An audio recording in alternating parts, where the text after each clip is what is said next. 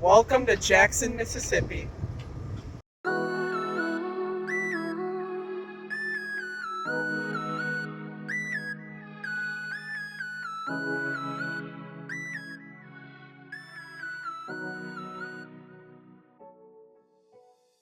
Last week was a quiet, relaxing week in Demopolis, Alabama. We enjoyed camping at Fosque Creek Park and visited the Gaineswood Mansion in downtown Demopolis. This week we are heading to Jackson, the capital city of Mississippi. We stayed at Goshen Springs Campground near the Ross R. Barnett Reservoir.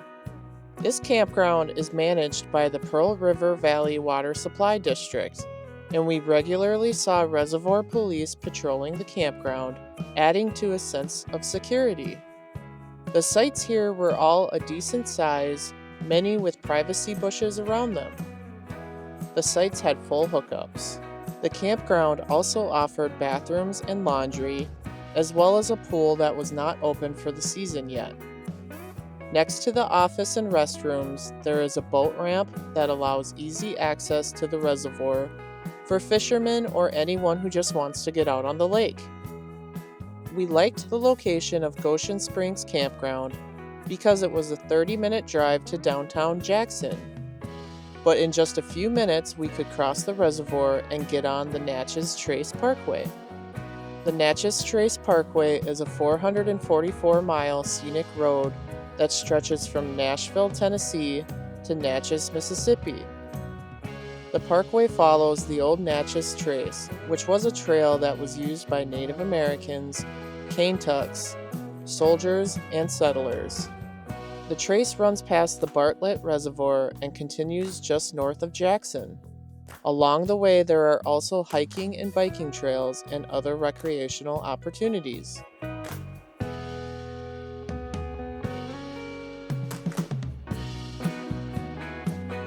We enjoyed driving along the trace, stopping at the many pull-offs with sights and interpretive signs. This is a lovely and quiet road that forces you to slow down and enjoy the scenery and drive. One day we hopped on the trace and stopped at the Yakanukani Trailhead.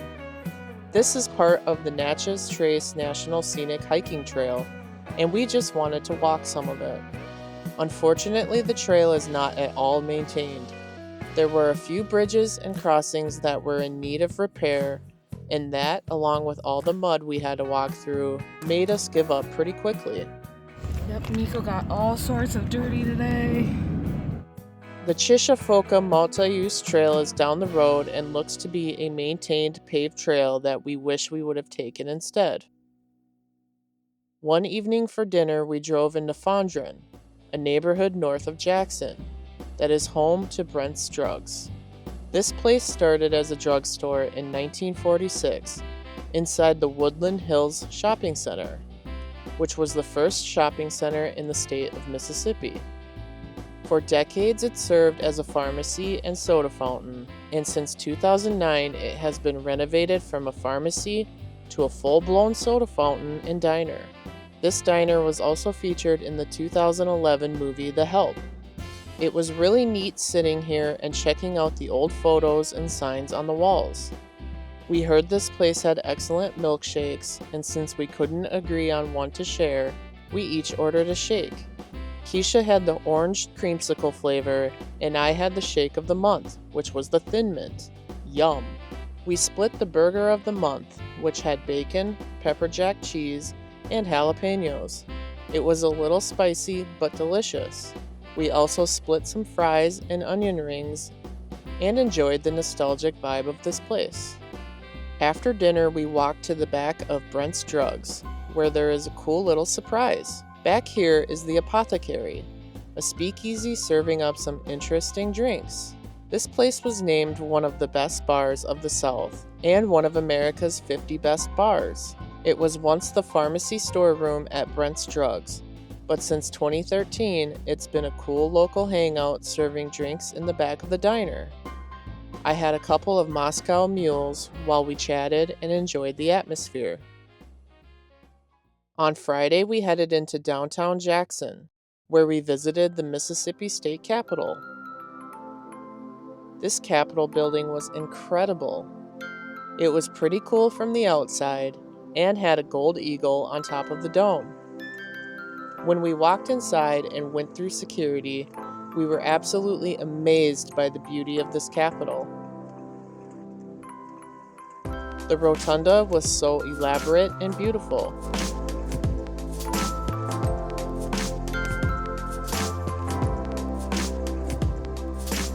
The marble and stained glass added a lot of beauty to this ornate building.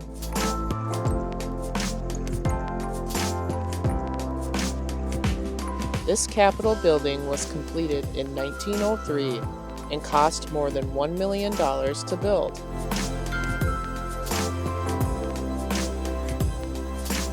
A $19 million restoration project was completed after 4 years in 1983.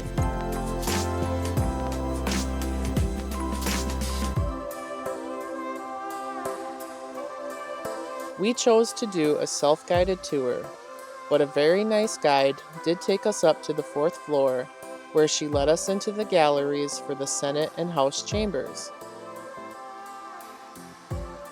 Both chambers have a domed ceiling featuring stained glass.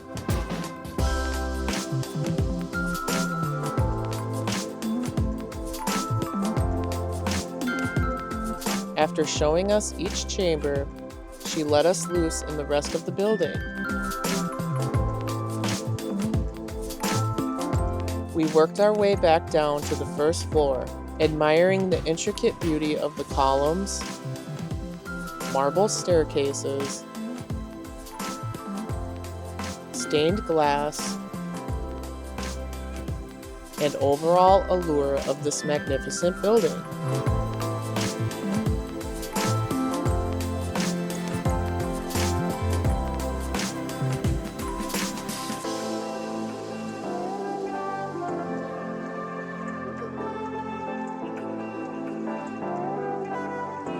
After checking out the inside of the Capitol, we walked around the outside but did not find much in terms of monuments on the grounds.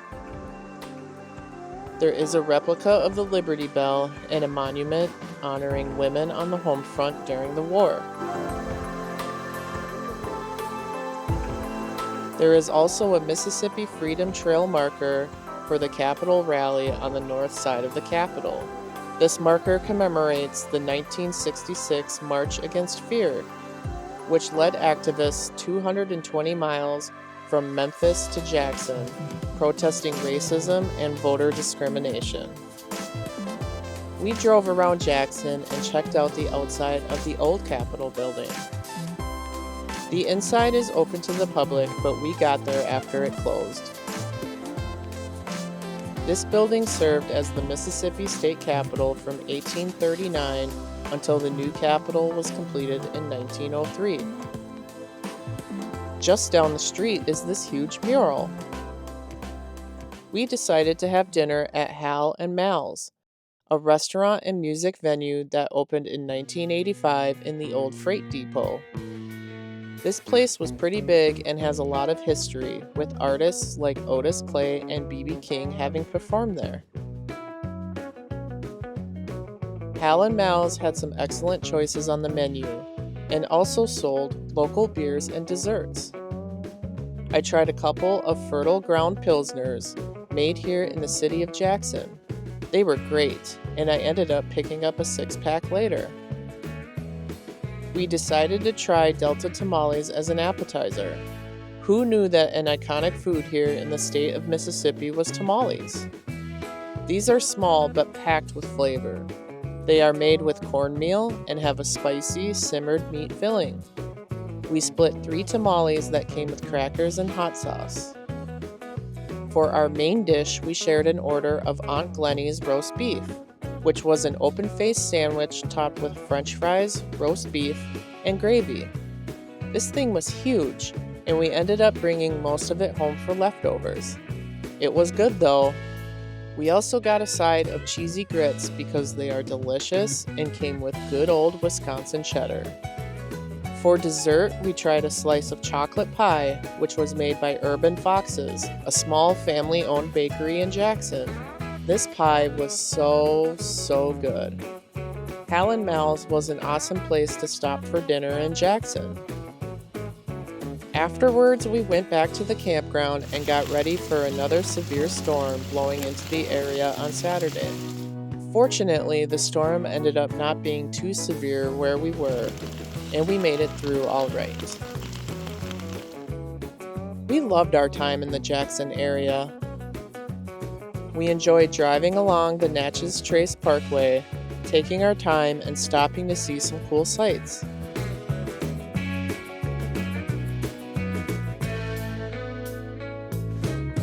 We were absolutely blown away by the elaborate architecture inside the Capitol building.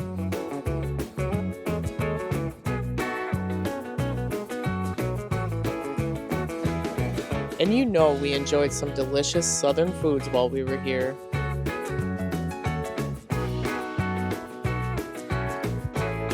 Jackson was an unexpected stop on our trip, but we enjoyed checking out what the area had to offer. Hope you enjoyed.